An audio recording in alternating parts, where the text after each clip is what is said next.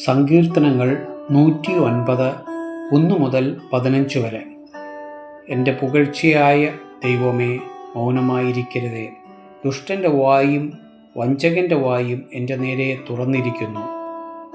ഭോഷുള്ള നാവുകൊണ്ട് അവർ എന്നോട് സംസാരിച്ചിരിക്കുന്നു. അവർ ദേഷ്യവാക്കുകൊണ്ട് എന്നെ വളഞ്ഞ് കാരണം കൂടാതെ എന്നോട് പൊരുതിയിരിക്കുന്നു. എൻ്റെ സ്നേഹത്തിന് പകരം അവർ വൈര്യം കാണിക്കുന്നു.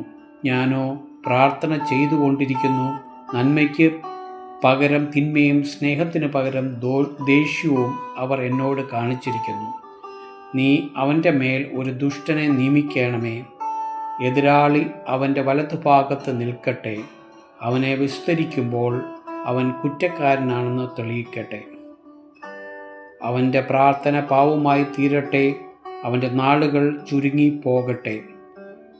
അവൻ്റെ സ്ഥാനം മറ്റൊരുത്തൻ ഏൽക്കട്ടെ. അവൻ്റെ മക്കൾ അനാഥരും അവൻ്റെ ഭാര്യ വിധവയും ആയിത്തീരട്ടെ. അവൻ്റെ മക്കൾ അലഞ്ഞു തെണ്ടി നടക്കട്ടെ. തങ്ങളുടെ ശൂന്യഭവനങ്ങളെ വിട്ട് ഇരുന്ന് നടക്കട്ടെ.